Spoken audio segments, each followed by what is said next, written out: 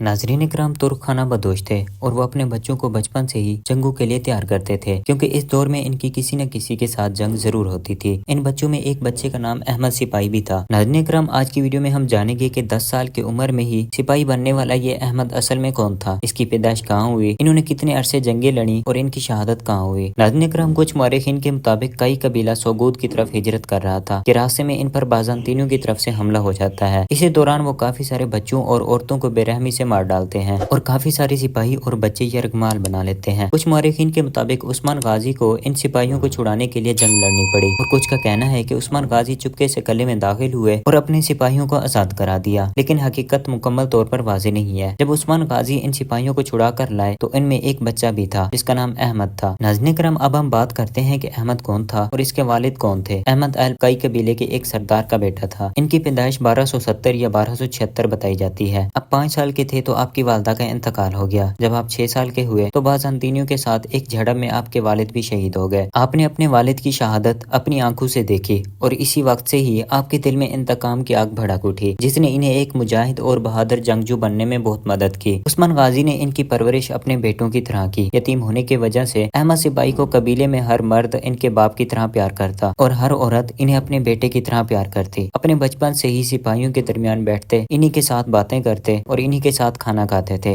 वो उम्र में सबसे छोटे थे लेकिन इनके काम जवानों वाले थे। उन्होंने तीरंदाजी और तलवार चलाना बहुत छोटी सी उम्र में सीख लिया था और 10 साल की उम्र में उन्हें मुकम्मल तौर पर तीरंदाजी में महारत हासिल थी। यहाँ तक कि उस्मान गाजी के बहादुर जंगजू बनूर अल्प इनके साथ मुकाबला बाजी किया करते थे। इनकी तीरंदाजी की सलाहियतें इतनी मुतासिर कौन थी कि वो जब तीरंदाजी का मुजाहरा करते तो कबीले वाले रश करते थे। तारीख में ये भी है कि अहमद अल्प को जंगों में जाने का बहुत शौक था, मगर उनकी छोटी उम्र की वजह से उस्मान गाजी इन्हें अपने साथ जंगों में नहीं ले जाते थे, जो कि अहमद अल्प के उदास होने की सबसे बड़ी वजह थी। वो कई कबीले के बहादुर जांबाजों के साथ जंगी मैदानों में बहादुरी के जौहर नहीं दिखा सकते थे, लेकिन चंद साल बाद जब वो बिल्कुल नौजवानी के आगाज में थे तो उस्मान गाजी इन्हें अपने साथ एक मुहिम पर ले गए जिसमें उन्होंने तलवार और तीर अंदाजी की महारत का शानदार मुजाहरा किया। अहमद सिपाही ने यूं तो उस्मान गाजी के साथ बेशुमार जंगों में हिस्सा लिया, लेकिन कोयोनो हिसार कला की फतह एक अहम फतह थी। इसमें अहमद अल्प भी शरीक थे और इसके साथ साथ यानी शहर की तारीखी फतह में भी अहमद अल्प उस्मान गाजी के साथ थे। याद रहे कि यानी शहर की फतह ने ही उस्मान गाजी को एक छोटी सी खुद मुख्तियार रियासत कायम करने में मदद की थी और इसे फतह करने के बाद अहमद अल्प ने इस शहर की तरक्की और मजबूती के लिए दिन रात काम किया। बाद अज़ां उस्मान गाजी ने इन्हें एक दस्ते का कमांडर भी मुकर्रर कर दिया। कुछ मौरखीन अपनी किताबों में लिखते हैं कि इनकी तीर अंदाजी की सलाहियतें देखकर उस्मान गाजी ने इन्हें अपने दोनों बेटों उरहान गाजी और अलाउद्दीन का उस्ताद मुकर्रर कर दिया और वो एक अच्छे उस्ताद साबित हुए। इस दौर में जंग लड़ने के लिए जिन जिन महारतों की जरूरत थी अहमद सिपाही ने उन्हें इन सब में माहिर बना दिया। नाज़रीन इकराम, अहमद अल्प तमाम उम्र उस्मान गाजी और इनके बेटे उरहान गाजी के वफादार रहे। उस्मान गाजी की वफात के बाद इन्होंने उरहान गाजी के साथ काफी ज्यादा जंगें लड़ी और काफी सारे कलों को फतह किया। इनकी शहादत कहाँ हुई तो इस बारे में काफी सारे मौरखीन का इख्तलाफ पाया जाता है। यहाँ तक कि इस बात में भी इख्तलाफ है कि इनकी शहादत उरहान गाजी के दौर में हुई या फिर इनके बेटे मुराद अव्वल के दौर में। इनकी औलाद कितनी थी और कहाँ है, इस बारे में भी तारीख में कुछ मालूमात नहीं मिलती। जैसे ही इनकी शहादत एक मुतनाज़ा मामला है, इसी तरह इनकी कब्र में भी काफी सारे इख्तलाफ पाए जाते हैं। आपकी इस वीडियो के बारे में क्या राय है, कमेंट सेक्शन में जरूर बताइएगा। मिलते हैं इस तरह की एक और नई तारीखी और मालूमाती वीडियो के साथ, तब तक के लिए इजाजत, अल्लाह हाफिज।